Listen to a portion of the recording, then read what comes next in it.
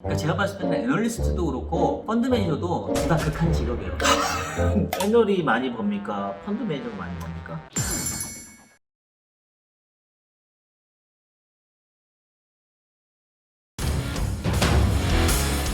안녕하세요. 오동립TV의 오동립입니다. 오늘은 주식 전문가를 모시고 얘기 나눠보려고 합니다. IBK 연금보험의 증권운용부 박종현 부장님 모셨습니다. 네, 여러분 안녕하세요. 박종현입니다. 반갑습니다. 부장님께서는 금리는 경제의 미래를 알고 있다라는 네, 책도 19년도에 출판하셨잖아요. 네, 맞아요. 책 많이 파셨습니까? 사실 이제 이런 종류의 책이 그렇게 많이 팔리는 책은 아닌데 그래도 저는 한 10,000권은 넘게.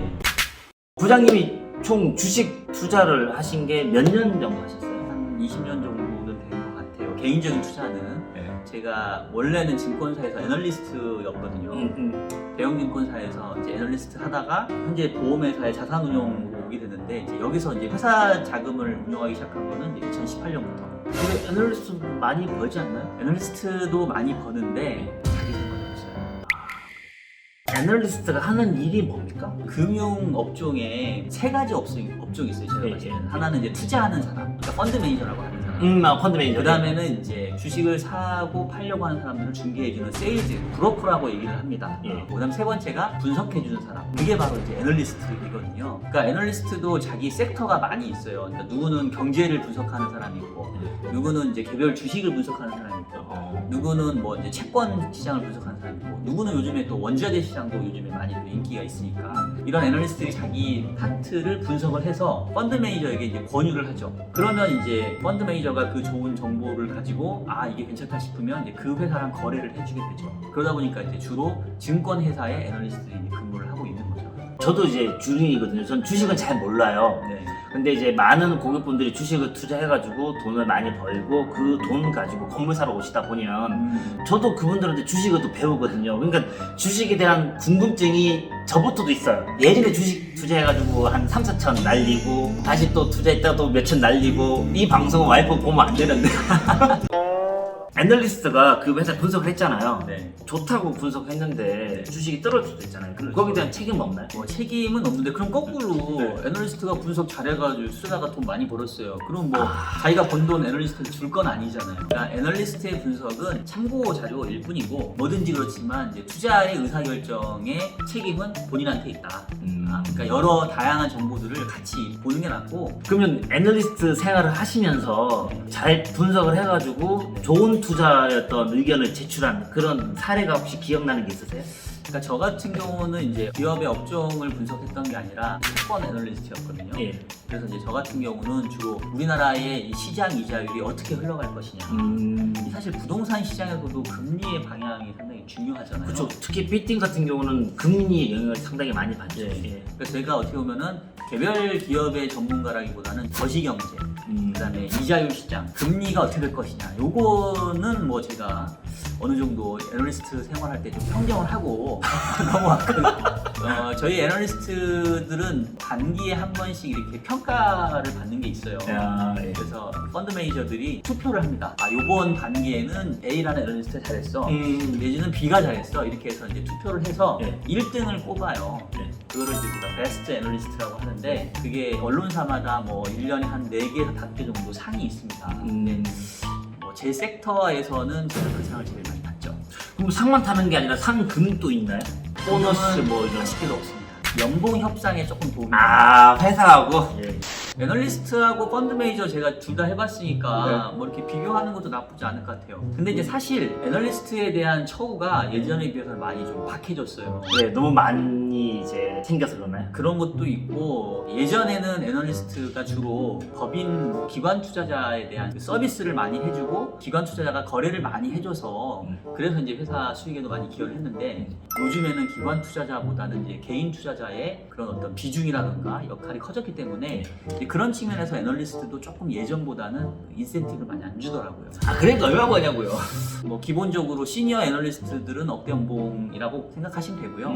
이제 인센티브까지 합치면은 뭐 한 두세 장 뭐 이 정도. 근데 이제 사실 두세 장이 많은 것 같지만 그 업무의 시간과 강도로 보면 일용 노무직이라고 막 이제 저희끼리는 좀 자주 섞인 얘기를 하거든요. 금융업에 너가 단가요? 네. 왜냐면 쉴 시간이 없어요. 이 애널리스트라고 하는 직업은 늘 항상 대답할 준비가 되어 있는 사람이라고 저는 생각을 하거든요. 그러니까 투자자가 수시로 물어봅니다. 뭔가 그 뉴스가 뜨거나 어떤 정보가 발표되면 툭 칩니다. 어떻게 될 것 같아요? 얘기해. 이래요. 그럼 뭐 그거 항상 준비를 하고 있어요? 항상 준비를 하고 있어요. 네. 제가 봤을 때는 잠자는 시간 말고는 거의 그냥 깨어있는 시간은 일하는 시간인 것 같고 많이 벌긴 하지만 그만큼 그 돈에 대한 대가를 치른다라고 생각을 해야 되겠네요. 제가 애널리스트를 이제 12년 정도 하다가 이제 그만뒀던 이유 중에 하나가 건강 문제도 있었고 너무 스트레스 많이 받고. 그래서 저 탈모도 좀 왔었어요. 그래요? 어떻게 이거 심으신 건가요? 저는 그래서 지금도 병원을 다니고 있습니다. 뭐 약 먹는 거 아시죠? 이제 저희 나이 때는 또 없어지거든요. 이 모든 탈모의 원인이 스트레스 시작되니까. 그렇죠. 저는 많이 있어요. 저는 있어요. 그럼 스트레스 안 받는 거예요. 저는 안 받아요. 그러면 이제 펀드 매니저도 지금 하고 계시잖아요. 예. 그러면 펀드 매니저는 어떤가요? 일단 사실 또 펀드 매니저도 어느 기관에 소속되어 있느냐에 따라 조금 다르긴 해요. 이제 저 같은 경우는 보험회사에서 보험 자산을 운용하는 펀드 매니저이다 보니까 장기적인 투자가 좀 가능하고요. 그렇죠. 제가 개별 주식만 투자를 하는 게 아니라 주식도 투자하고 뭐 채권도 투자하고 뭐 해외 투자도 하고 유가증권 운용을 총괄하는 증권운용 부장이니까 포트폴리오 매니저 같은 그런 개념이 좀 강하거든요. 그래서 저는 이제 예를 들면 이제 주식이 안 좋다 싶으면 이제 채권을 투자하면 되고 국내 시장이 안 좋다 싶으면 뭐 해외로 투자하면 되고 저 같은 경우는 이제 다양한 무기들을 가지고 이 시장에서 맞서 이렇게 싸우는 이런 느낌인데 저 말고 이제 자산운용사에 소속되어 있는 그 섹터의 펀드 매니저라든가 내지는 이제 증권회사에 소속되어 있는 우리가 프랍 트레이더라고 해서 하루하루 뭐 데일리 트레이딩 해가면서 좀 돈을 벌어야 된다든가 이런 분들은 자기 시장에서만 그냥 주장창 싸워야 되거든요. 그러면 사실 스트레스도 많고 그렇죠. 그 손익 자체가 매일매일 나와요. 그거 진짜 스트레스 장난 아니에요. 예전에 보험회사 가면은 요즘은 안 그러겠지만 막대 그래프 그려놓고 실적표 하잖아요. 네. 부동산은 그런 건 없어요. 저희 회사도 있습니다. 있으신가요? 계약 몇 개 했는지 매출액이 얼마인지 해가지고 가을쯤 되면은 전화하죠. 야, 너 올해 지금 계약 몇 개인지 알지? 너 그렇게 되겠어? 너 내 방으로 와봐봐. 그래서 애널리스트는 조언하는 것까지가 자기 역할이니까 결과에 대해서는 크게 책임이 없죠. 근데 펀드 매니저는 결과에 대한 책임을 질 수밖에 없죠. 그러면 펀드 매니저가 더 스트레스 많이 받겠네요. 그러니까 제가 봤을 때는 애널리스트도 그렇고 펀드 매니저도 둘 다 극한 직업이에요. 자기가 좀 더 어느 쪽 성향이 맞느냐 하는 부분인데 약간 이제 자기는 좀 연구 같은 거 하는 걸 좋아하고 뭔가 나 혼자 논리를 개발해서 남에게 설명해 주는 거 이런 걸 좋아한다 라고 하면은 애널리스트가 이제 맞는 거고 난 다 필요 없고 동물적인 감각 딱 차트를 보면 나는 이 주식이 얼마 갈지 보인다. 약간 심리는 비슷하게 그렇죠. 뭔가 있다. 그분이 잠깐 왔다 간다. 그거를 이제 저희끼리 비속어로 매사끼라고 하는데 이제 그런 분들은 결과에 대한 책임을 지니까 이제 펀드 매니저가 조금 더 맞긴 하겠죠. 애널이 많이 법니까? 펀드 매니저가 많이 법니까? 이제 일반적으로 우리가 펀드 매니저 얘기하면은 이제 자산운용사에 있는 매니저를 얘기를 하거든요. 그럼 이제 그분들 같은 경우는 그 자기 운용 실적에 대한 성과급이 조금 이렇게 연동돼서 받는 경우도 있고요. 그리고 이제 자기가 운영하는 펀드의 성과가 좋으면 여러 사람들이 그 펀드에 서로 가입하려고 그럴 거 아니에요. 그렇죠. 그럼 펀드에 자금이 많이 들어옵니다. 자기가 관리하는 이 펀드의 자산이 높아질수록 그 운용사는 그 펀드 자산에 대해서 수수료를 받게 돼 있어요. 수수료에서도 몇 프로가 떨어지는구나. 그렇죠. 그럼 이제 수탁고가 늘어나면 늘어날수록 똑같은 매니저라 하더라도 A라는 매니저가 관리하는 펀드의 수탁고가 뭐 예를 들면 뭐 1조가 됐다. B라는 매니저가 관리하는 수탁고는 뭐 예를 들면 1,000억밖에 안 된다. 그럼 이제 10배 차이잖아요. 그렇죠. 꼭 10배만큼의 어떤 연봉 차이가 나는 건 아니지만 이런 수탁고에 비례해서 회사에서 이제 인센티브를 좀 지급해 주니까 그렇게 스타급의 펀드 매니저가 되면 애널리스트보다는 훨씬 더 많은 연봉을 받게 되겠죠. 주식 투자에 대해서 이제 갓 시작하는 초보 주식 투자자들한테 주식 투자할 때 마음가짐이라든가 아니면 어떤 생각을 가지고 이 시장에 뛰어들어야 된다 라고 하는 그런 얘기를 좀 한번 해주세요. 제가 뭐 이 주식시장에서 좀 멘토로 삼고 있는 선배님 중에 한 분이 주식 농부라는 분이 계세요. 박영옥 그 대표님. 닉네임이 주식 농부입니다. 근데 최근에는 또 존니. 그렇죠. 많이 저도 유튜브에서 많이 본 것 같아요. 존니 대표님이 뭐 동학개미 운동의 선봉장 그래서 친하게 아니요 제가 친하고 싶은데 저는 이제 개인적으로 주식 투자는 좀 이런 컨셉을 해야 되는 게 아닌가라고 했었을 때 제가 이제 가장 떠올리는 분은 이제 우리 주식 농부신데 그분의 말씀은 그런 거예요. 주식 투자를 농부가 마치 농사를 짓듯이 하라는 거예요. 주식 투자라는 게 샀다 팔았다 하는 게 아니라 내가 이 기업에 충분히 공부를 했다고 한다면 결국은 이 기업의 적정 가치가 얼마인지에 대해서 나는 감이 잡힐 거거든요. 그러면 이제 그 주식을 사서 자기가 생각했던 적정 가치가 올 때까지 이제 기다려야 되는 거예요. 근데 이제 대부분 이제 못 기다리죠. 저처럼 계속 앱 보고 막 그러잖아요. 그렇죠. 올랐다가 좋아하고 떨어졌다 나빠하고. 그러면 대부분 실패라고 생각합니다. 저는 피폐할 수밖에 없었네요.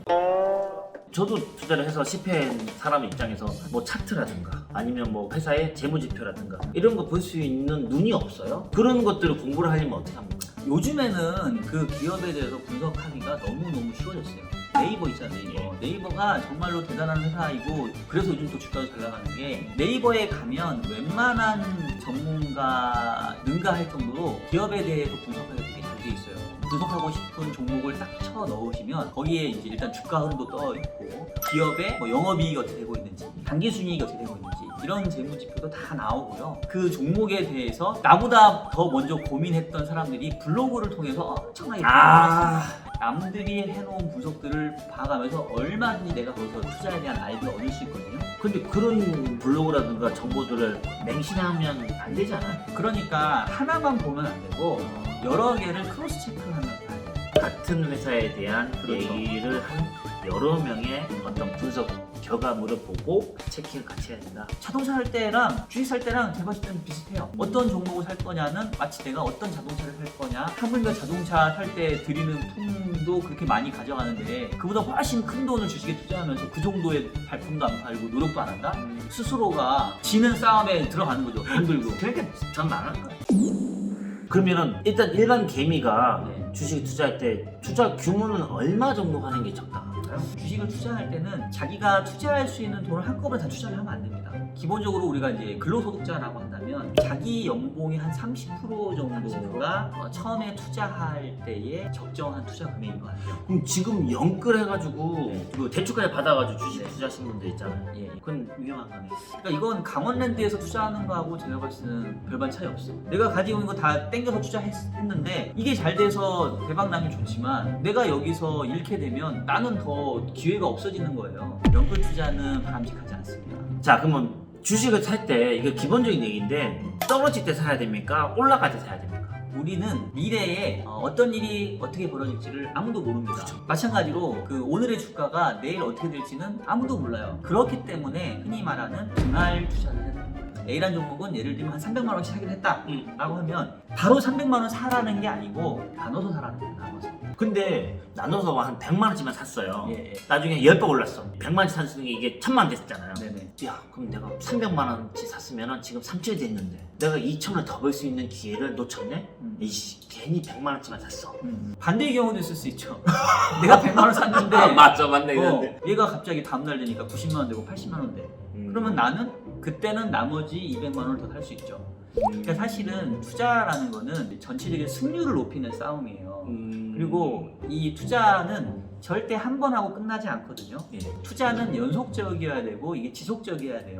항상 내가 전체적인 투자금 자체를 어떻게 하면 장기적인 관점에서 불려 나갈 것이냐 이제 이렇게 접근해야지 내가 이번 한 번만 하고 말 게 아니기 때문에 적어도 뭐 2등분 내지는 3등분 정도 해서 나눠서 사는 게 그래도 조금 더 합리적인 투자를 하는 게 아닌가 이런 생각이 좀 들어요. 그러면 시기를 분할해서 투자한다는 전제 하에 지금 이 시점에 어떤 종목을 투자하는 게 제일 낫나요? 저희가 이거 촬영을 하고 아마 방송이 나가는 데까지 좀 시차가 좀 있을 거라고 들었어요. 예. 어떠한 뭐 섹터, 어떠한 기업 이렇게 얘기하는 거는 좀 시기에 대한 불확실성도 있고 저처럼 기관에서 자금을 운용하는 사람이 종목까지 얘기하는 거에는 저도 좀 부담이 있습니다. 그래서 그렇게까지 콕 찍어서 얘기하기는 못하고 그래도 이제 좀 도움은 돼야 될 것 같아요. 2020년도 투자하고 2021년도 투자하고는 조금 패턴은 달라지는 건 맞아요. 2020년 2000년도에 투자는 당시에 뭐가 유행을 했냐면 성장주, 그다음에 기술주 뭐 이런 종목들이 유행을 했는데 성장주, 기술주의 정의는 뭐냐면 지금은 이 회사가 돈을 못 벌고 있는데 앞으로 돈을 많이 벌 거야 라는 기대감이 있는 그런 테슬라 같은 게 대표적이었다고 볼 수 있어요. 예. 그다음에 뭐 바이오 주식 그런 기업들이 2020년도에는 주가가 매우 높았습니다. 이른바 꿈을 먹는 주식이 2020년도에 가장 잘 나갔다면 2021년도에는 실제로 돈을 벌고 있는 주식 가치주라고 얘기를 합니다. 그러니까 가치주라는 건 뭐냐면 기업이 자산도 있고 영업이익도 많이 내는데 그런 기업의 가치 대비 조금 주가는 싸게 거래되고 있는 2021년도의 주식시장은 이제 그런 가치주를 좀 투자를 해야 되는 순서다. 그리고 이제 조금 더 좁힌다면 경기 민감주라는 게 있어요. 경기가 좋아지면은 실적이 같이 좋아지는 주식들이 있거든요. 그러니까 2020년도에는 코로나 때문에 인해서 경제 활동이 다 그냥 올스톱 됐잖아요. 그렇죠. 그러니까 이제 일부 꿈을 먹는 성장주와 인터넷 기업들, 언택트 해가지고 쇼핑몰 관련된 아니면 거, 뭐 택배 뭐 이런 그렇죠. 그런 주식들만 잘 갔는데 2021년도에는 지금 백신도 접종이 좀 비중 높아지고 그러면서 요즘에 보면은 갑자기 이제 백화점에 막 사람이 몰리기 시작을 하고 재밌었던 게 이 디즈니사가 이제 그동안에는 놀이공원을 폐장했다가 네. 지금 이제 개장을 풀어줬거든요. 최근에 디즈니 주가가 막 사상 최고치를 지금 찍고 있어요. 그런 것처럼 경제 활동이 실제 활성화돼서 경제 활동에 민감한 그런 주식들이 있습니다. 그 다음에 이제 코로나 때문에 그동안 못했던 뭐 여행이라든가 쇼핑이라든가 뭐 이런 거와 연관된 기업들의 주식이 조금 괜찮지 않겠냐라고 생각하죠. 그리고 주식 얘기도 생각나는 게 공모주가 작년에 엄청 유행이었잖아요. 공모주 투자는 어떻게 생각하십니까? 공모주 투자도 하나의 어떤 재테크 수단이 좀 될 수 있고요. 특히나 이제 작년 같은 경우에 워낙 공모주 투자가 활발하다 보니까 개인들이 이제 막 청원을 넣었어요. 왜냐면 지금 이제 공모주 시장에서는 전체 공모 물량의 작년에는 20%만 개인 투자자에게 배정을 해줬는데 올해부터는 이제 25%로 배정 물량이 조금 늘어났고요. 공모주를 투자하는 방법들이 뭐 여러 가지 있는데 내가 공모주 펀드에 들어도 되고 그냥 내가 직접 주택 청약하듯이 공모주 청약도 할 수 있거든요. 근데 예전에는 내가 청약을 하면 이제 있는 사람들이 많이 가져갔어요. 왜냐면 내가 공모주 청약할 때 맡기는 보증금에 비례해서 내가 주수를 받을 수 있었거든요. 100억을 걸어놓은 사람하고 1억을 걸어놓은 사람하고는 말 그대로 100배 차이만큼 배정을 해줬거든요. 예. 그리고 공모주 같은 경우는 요즘에 상장만 됐다 하면 전문용어로 따상이라고 해요. 공모가에 따블이 나고 따블, 예. 또 상한가가 예. 나면 최대 230%까지 예. 수익이 날 수 있거든요. 이것도 좀 불합리하다 해서 한 50% 정도는 균등 배정을 해줘요. 그래서 부지런히 발품을 파시면 옛날보다는 이제 공모주 투자에서 조금 돈을 벌 수 있는 기회는 높아졌고 이게 경쟁률이 치열해지다 보니까 항상 사람들이 많이 몰리면 큰 돈 벌기는 좀 어렵잖아요. 그렇죠. 그래서 공모주 투자는 그냥 티끌모아 태산처럼 여러분들 공모주 일정들을 확인하셨다가 요거 괜찮을 것 같네 하면 계속해서 투자를 하셔야 의미가 있지 그냥 한 번 하고 말 거면은 그거는 그냥 용돈벌이밖에 안 됩니다. 최근에 주식 시장도 좀 과열되다 보니까 네네. 주식 투자를 하십시오라고 투자를 권유하는 전화도 많이 오거든요. 네. 그런 거 다 믿어도 돼요? 심지어 저한테도 와요. 점잖게 꾸짖죠. 뭐라고 합니까? 네, 큰일 난다.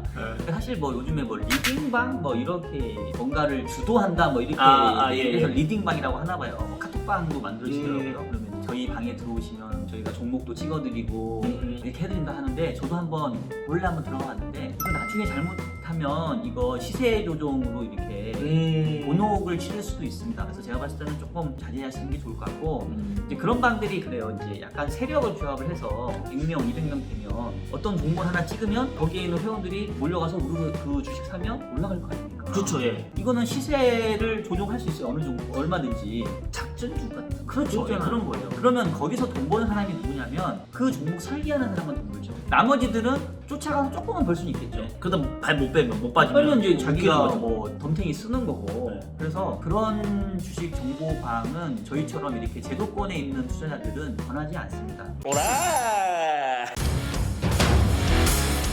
주식 투자와 부동 투자에 대한 어떤 장단점, 차이점에 대해서 부장님은 어떻게 생각하세요? 사실 둘 다 하면 좋은데 아무래도 부동산 투자를 하려면 투자금이 조금 많이 필요하잖아요. 그렇죠. 진입하기 위한 돈이 좀 필요하죠. 반면에 이제 주식은 뭐 몇십만 원 가지고도 내가 소액 투자가 가능하니까 제일 좀 이상적인 거는 저축을 주식으로 해서 어느 정도 투자금을 불린 다음에 아까 주식으로 돈 번 사람이 이렇게 건물 사러 온다고 했잖아요. 그렇게 가는 게 제가 봤을 때는 가장 이제 이상적인 모습인 것 같고요. 근데 이제 주식 투자를 저는 이제 권유는 하는 게 사실은 이제 주식을 투자를 하려면 다양한 공부를 해야 돼요. 경제가 어떻게 흘러가는지, 내 주위에서 이제 어떤 산업들이 이렇게 커가는지, 최근에 흔히 말하는 우리가 주도주라고 하는 기업들을 보게 되면 카카오라든지 아직 이제 공모주시가 나온 건 아니지만 예를 들면 뭐 배달의 민족 같이 이렇게 그렇죠. 뭔가 예, 상장한다는 얘기. 예, 그러니까 뭔가 산업 생태계에서 변화의 흐름들이 분명히 주식시장에 반영이 되거든요.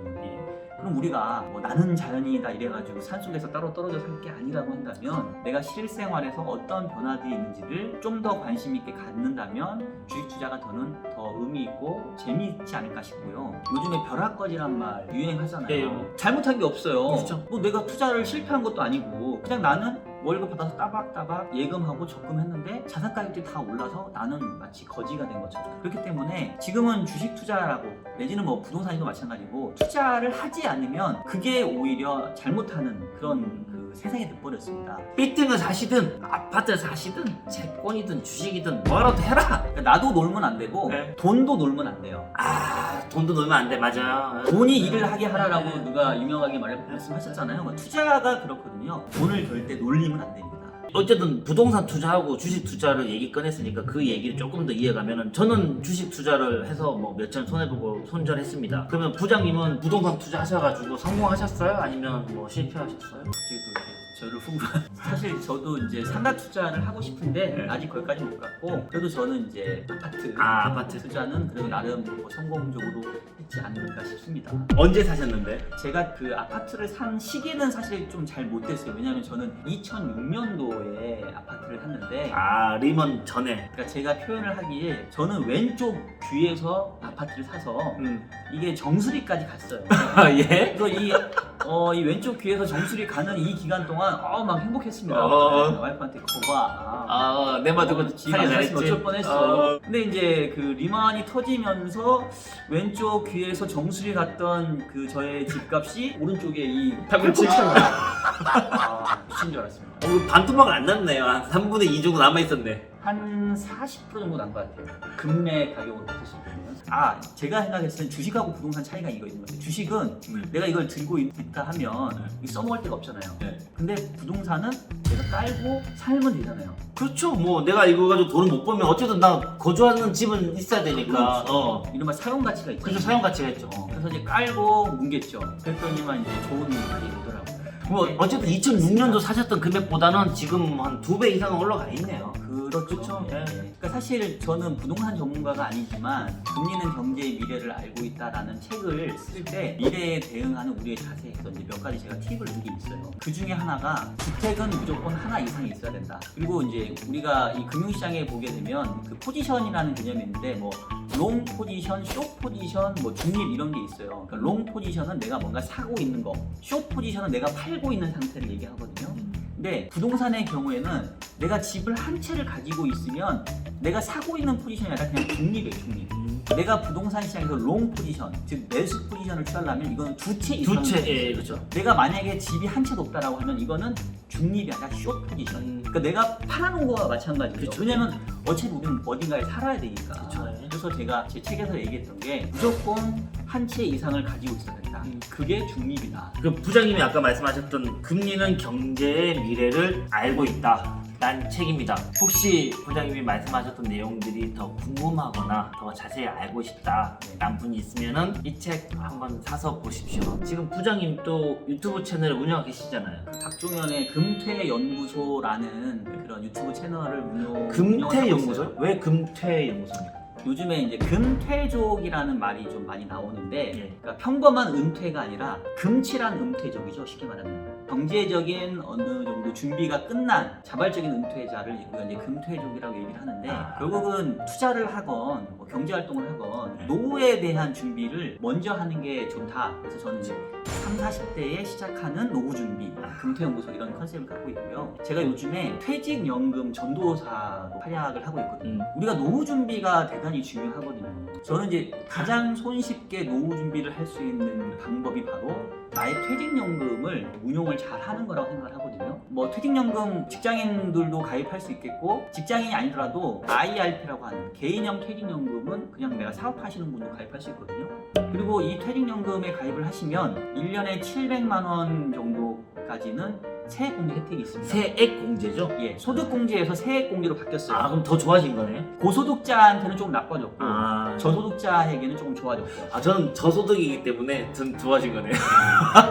그리고 이 퇴직연금을 통해서 주식 투자도 할 수 있어요. 근데 개별 주식은 투자하지 못하고 ETF라고 있습니다.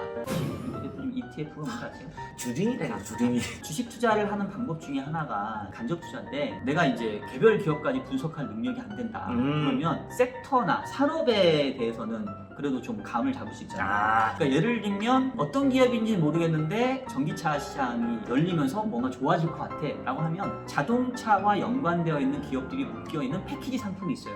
그게 바로 ETF거든요. 그 ETF를 사면 그 ETF 안에 자동차와 연관된 종목들이 종합선물 세트처럼 들어가 있습니다. 그렇죠. 근데 그 ETF를 퇴직연금 계좌에서 내가 직접 투자를 할 수가 있어요. 그래서 저는 이제 이 퇴직연금 계좌에서 ETF를 통해서 얼마든지 주식 투자를 할 수 있기 때문에 적극적으로 한번 운용을 해보셔라. 이런 거를 제가 이제 제 채널을 통해서 상당히 많이 여러분들께 좀 추천을 드리고 있습니다. 퇴직연금에 대한 얘기도 좀 부연 설명을 좀 해주세요. 퇴직연금에 보게 되면은 DB형이 있고 DC형이라는 게 있어요. 예. DB형은 회사가 알아서 운영해서 나중에 퇴직할 때 평균 월급만큼 이렇게 퇴직금을 주는 게 DB형이고 DB형. DC형은 매달 내 퇴직금 먼저 땡겨서 주세요. 그럼 나는 그 퇴직금 내가 운용해서 회사가 주는 것보다 훨씬 많이 가져갈게요. 라는 게 DC형이에요. 그러면 어떤 사람은 DB형이 낫고 어떤 사람은 DC형이 나은지 요거까지만 말씀드릴게요. 그러니까 예를 들면 뭐 대리, 과장 이런 젊은 친구들은 임금 인상이 좀 높잖아요. 그렇죠. 더 올라갈 곳이 많이 있으니까. 그러면 이제 이 친구들 같은 경우는 회사가 운영을 해주는 DB형이 더 유리해요. 왜냐하면 최종 월급의 3개월치를 평균 내서 그거의 근속연수 곱해서 퇴직금 주거든요. 그렇죠. 예. 그러니까 만약에 내가 임금 상승률이 1년에 4% 5%다라고 하면 투자 수익률이 매년 4% 5% 나는 거예요. 근데 이제 저희처럼 이제 직급이 좀 된 사람들, 차장, 부장 이런 사람들은 이제 1년에 연봉이 올라야 많이 올라야 뭐 한 3%, 2% 이 정도밖에 안 되거든요. 어차피 내 연봉 안 오르니까 그 돈 나한테 주세요. 내가 운영해서 2, 3%보단 더 높게 낼 자신 있으니까.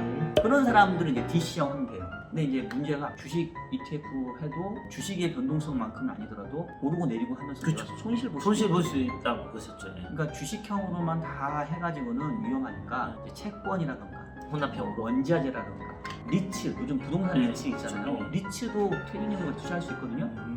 그런 것들을 적절하게 섞어서 분산해가지고 위험은 최소화시켜놓고 꾸준히 수익을 낼 수 있는 그런 포트폴리오를 구축해서 퇴직연금을 운용을 하시는 게 좋습니다. 근데 이제 분산 투자를 제가 간단하게 좀 말씀드렸는데 조금 더 설명을 드리면 투자의 세계에서는 분산 투자가 좋다 이렇게 얘기를 하는 이유가 있어요. 이 분산 투자의 개념이 뭐냐면 서로 상관관계가 낮은 투자군들을 섞어서 투자하는 걸 우리가 분산 투자라고 얘기해요. 그렇죠. 그러니까 예를 들면 주식하고 채권 이 두 가지가 있다고 하면 경제가 좋아질 때는 주식시장이 좋겠죠. 주가가 올라가겠죠. 예. 반대로 채권은 조금 금리가 올라가니까 채권은 안 좋을 거란 안 말이에요. 좋죠. 거꾸로 이제 경제가 안 좋아질 때는 주식이 안 좋을 안 건데 좋아지고. 안전한 채권은 좋을 거란 그렇죠. 말이에요. 예. 그럼 사실 주식하고 채권은 좀 상관관계가 조금 낮아요. 그러니까 서로 이렇게 뭔가 약간 보완해준 역할이 있는 그렇죠. 거죠. 예, 예. 그러니까 이런 식으로 서로 상관관계가 떨어지는 자산들을 내가 섞어서 가지고 있으면 꾸준히 돈을 번다는 거예요. 꾸준히.